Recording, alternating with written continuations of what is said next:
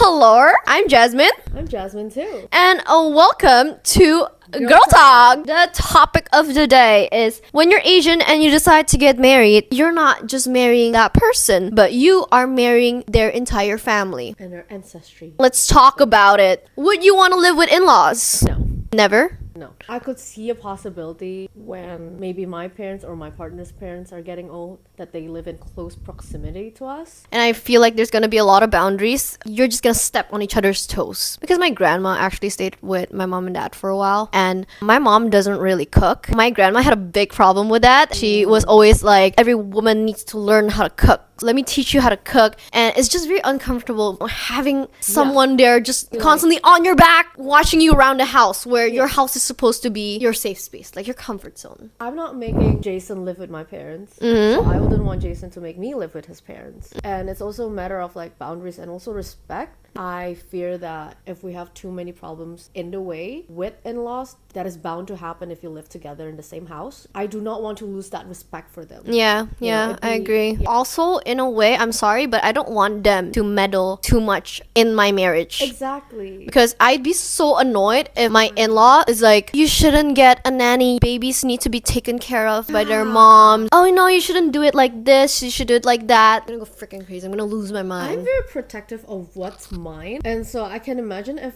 I become a mother one day. Wow, if someone's there like telling me how to raise my own kid. I would fucking lose it. I will lose my shit. I know you've done it before and I'm sure you did a great job. But like I want to experience my own experience as a mother. I mean, sure. Like you can give us pointers here and there, right? You can give us like tips. But like it's up to us whether we want to listen to you or not. Like don't enforce it on us. Exactly. And also imagine if you're having like disagreements with your partner and your in-laws are there to witness it. I mean, no matter how much I love your parents, I just don't want to be living with them. It's a preference. Okay, next question. And oh my god, do you realize that moms have a very different relationship with sons compared to the ones we have? Definitely. I don't know what it is, but I've dealt kind of psycho and kind of cuckoo moms in the past of like my ex-boyfriend's moms. I've dealt with like one or two moms that are like very overbearing over their sons and like very overprotective over their sons. Even when we're out on dates, she would be asking him to come home soon and everything. It's like their son are like literally grown adults and they still have curfews. I feel like moms with sons are more clingy. Do you think if we ever have a son, do you think that we'd be like that too? I hope not, but I do feel like moms who have that, it's also because they're not fulfilled. Maybe they're just bored, or maybe their husband doesn't give them enough attention. If my husband doesn't pay attention to me, my son has to. I'm gonna make my son a mama's boy. Oh yeah, because I gave birth to him. I'm entitled to a bunch of emotional support, and I will hate whatever girlfriend my son will ever date in the future. Like no one will never be good enough for my son. How much to make you go away? Honestly, I will keep you in check if I see you having a weird relationship with your son, because I think that's pretty weird. I think we should keep each other in check on that. It's like, Jazz, maybe like step back a bit. You're looking hella cuckoo right now. Leave the poor man alone. He's a grown adult now. You know what's also a thing in Asian families? When you go to like Chinese restaurants with your Asian family, everyone actually rushes to pay for the bill. It's a pride thing. You feel good when you actually pay for the whole table, and it's also like a sign of respect. Yeah. Has Jason ever taken the bill when he has family dinners with you? No.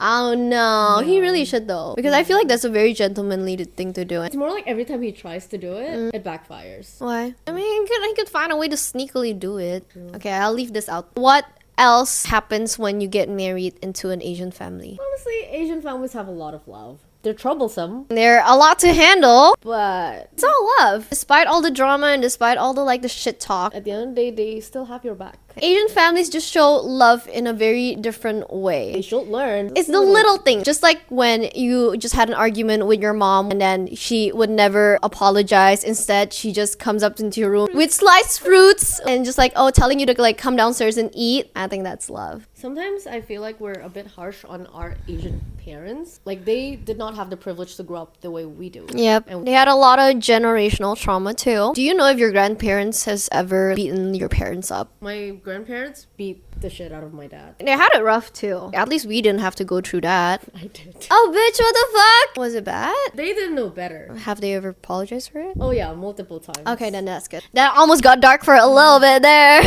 But I do like the way Asian parents instill manners. Love that. Mannerism is such an Asian thing. Yeah, I love that, yeah. I will not have my kids running around the No, dining no, table no. at dinner time. No, I honestly think that that's also what makes Asians are more timid. In a way, I think that makes us also very stiff. Asian families love them and you hate them. There's a lot to hate, but there's a lot more to love. That's really cute. Asian families like to body shame. Oh, That's yeah, one thing. Sure. They're never satisfied with how I look. It's always too fat or too skinny. I've never really gone through body shaming, but my sisters did. Oh, your thigh's too fat. Don't wear shorts. Don't wear crop tops because your belly's gonna show. Like, just leave her the fuck alone and let her be a kid. How do you raise a kid that's like healthy and like does not have like body image Issues. but also at the same time knows to take care of it well? Yeah, true. Because obesity is an actual problem. Yeah, you don't want to be promoting obesity as Exactly. well. I really do think before I become a parent, I'll probably read a lot of parenting books just to Yeah, make I know, sure right? that like I don't fuck my kid up. I feel like one thing my mom did well though, when I was like a bit chubbier, instead of body shaming me, she just encouraged me to join her Pilates classes with her. Aww. And she like tries to incorporate healthier food at home as well. I don't know, she never really calls Aw. me fat. My dad does though.